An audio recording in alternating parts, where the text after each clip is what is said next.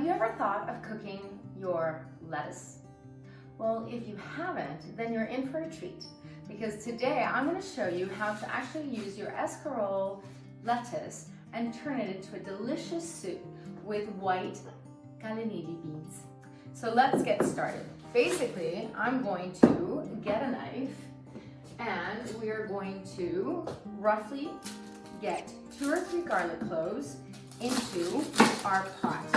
And basically here, what I do is, see how I just used my knife to cut a little wedge between 2 garlic cloves, and then it's super easy to pull apart my whole entire garlic clove. I usually like to already peel the whole clove and have it in a little jar ready to be used in the refrigerator. And so, but for the sake of this recipe, we're hot. We're gonna go like this, and because my kids love garlic, I would actually normally just go ahead and just chop it up into little pieces, or use one of these nifty little garlic pressers. But I want to show you, for those who are not as keen on garlic, but we love garlic, so what I'm gonna do is I'm gonna just, see, it comes right off, and by actually having smashed it, it will bring out even more of its very good properties. And so and then we're just gonna leave it whole. So before I serve, because I'm serving it with cannellini beans, I'm gonna be very sure to remove them, because otherwise somebody's gonna get a very unpleasant cannellini bean because it'll be a piece of garlic. But anyway, so what I'm doing here is I'm gonna put these 2 garlic cloves in my pot. I'm gonna go ahead and drizzle some olive oil. Now for those who want, we can go ahead and put some onion into it. I personally like to use scallions. I have 2 scallions here, although it's kind of roasting away. And we're gonna go ahead. And these ones I am gonna chop. So as you know, I like to cut and remove the skin, and to make it into nice little square pieces. They're all nice and even. I put my hand here, and then I will cut a sliver, and then another one, making sure I don't cut myself, and then down vertically, and then using a seesaw where I'm using my knuckles to really glide the blade, using, of course, a chef knife, because my fingers are not getting crushed. And so that is how we do the scallion. So again, remove the skin. This one has a little baby attached. So let's a little sliver. Get that open. Again, little tiny sliver. Here. And we're just gonna cut down.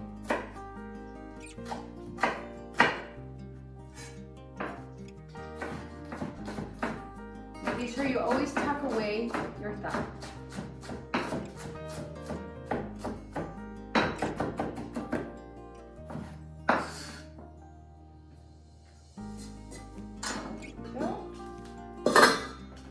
You could be in this kitchen and smell that goodness. There we go. So that's getting cooked. And we're going to go ahead and use a wooden spoon. And I here like to add a little bit of unrefined sea salt, and I always put a little pinch of pepper. People think that kids can't handle spicy food, and so they never give them any. That's a big mistake, because then for the rest of their life, they're not gonna really enjoy spices. The sooner we can get our taste buds to start getting used to different flavors, and lots of different flavors, and lots of flavor, the better. So the scallions are almost there, and while that's cooking, I'm gonna reduce a tiny little bit the heat. You don't want it to burn. So that was at around 180, which on your stove top, that would be at around 6 or 7. And now I'm just bringing it down a little bit so that it can cook. And now we have our escarole, And so I'm going to go ahead and take the outer leaves, like so. And what's wonderful is that this is a light recipe, but it's full of fiber, and of course all the lettuces have also lots of water. So with that is good enough for today. Now I'm going to roll it up and just slice it so that we can use, if in your kitchen you do not have one of these, I strongly recommend you investing in one, especially if you like salads, but also just in general to cook, to wash and clean all your vegetables. It's a great way of doing it, but more so with the leafy ones, because what we're doing here is that we're washing them thoroughly, but then we're going to go ahead and remove as much excess water as we can. See? So now I'm going to move over to the sink. I'll be right back. So I've removed the water, right? And then we spin it around and open. And I don't know if you can see this, but there is tons of water left over. So if we were to put that into our salad, what would happen? Basically, all the flavoring that we're trying to add to our lettuce is not going to stick because all that water is making it sort of like wash off. And so it's just not going to be that yummy. So to really get the dressing to stick, you want to remove as much water. And like when I travel, we mostly do Airbnbs or home exchange because I love having access to a kitchen and not be exposed to only restaurant food the entire stay that we are somewhere visiting. And I can always tell when somebody truly enjoys cooking because they have a salad spinner in their kitchen. So now I'm going to go ahead and put that into my pot. And this is all by eye. We will be posting the recipe along with a few others because I want to show you how you can use the rest of your escarole. So there's a zero waste kitchen at home. So lots of fun ideas we will be sharing with you. But basically, this one, we're going to now raise the heat. And I'm just going to have it cooked for a little bit, and it's going to wilt. It's going to come down to quite a lot less. The volume will die down. So even if it looks like, oh my God, that's a lot of lettuce, it won't. And as anybody who has done spinach, steamed spinach or any dark leafy greens, you'll notice that they will reduce by almost a fourth of their volume. So this is good. So I'm going to go ahead and put partially the lid because I want it to evaporate. And with spinach, actually, you don't want to cover it completely if you don't want it to go a little brown. You want to keep it a vibrant green, then don't put the whole entire lid. Here we have some homemade vegetable broth, but I also have my own homemade broth that I made using one of the Thermomix recipes where it just has a whole bunch of herbs, a whole bunch of vegetables, and then I just cooked it with a lot of salt. So it's very salty, so I'm going to gauge how much I'm going to put because I did put a little bit of salt at the very beginning. Not a lot, but just a little bit because it makes the onions and the garlic start kind of crying, and so that just brings out more flavor. It makes them sweat.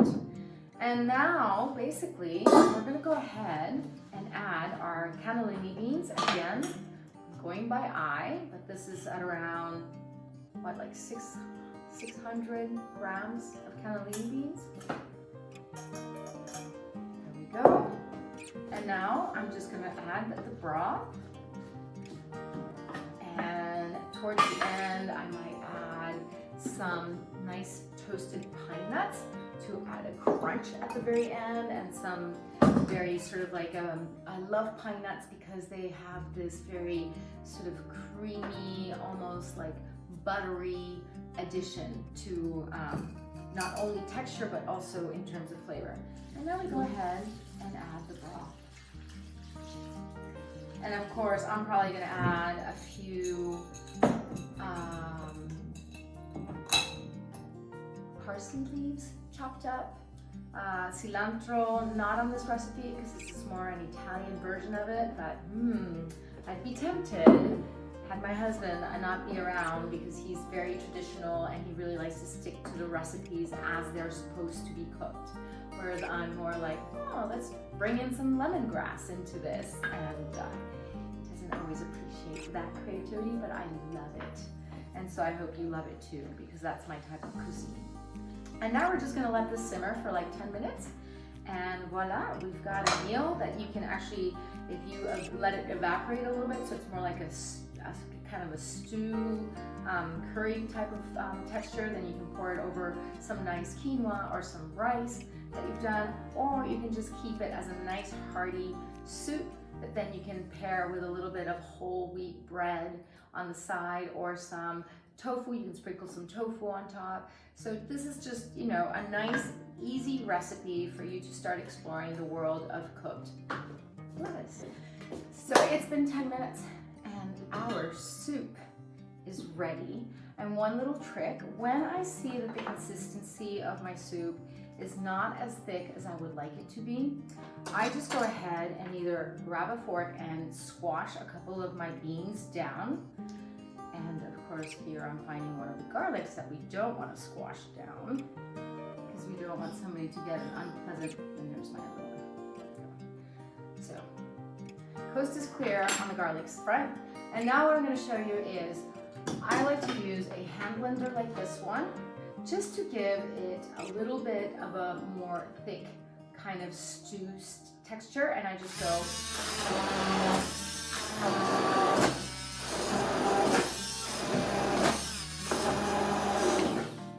That's it.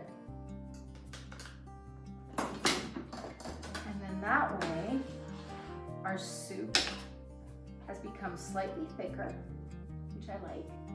And so now we're going to plate it up with lots of different combinations. And so I will plate mine up last because I like it to be super hot. But my kids who don't appreciate getting burnt, I actually serve it in a wide brim bowl, because this way it cools down enough for them. Now we're going to get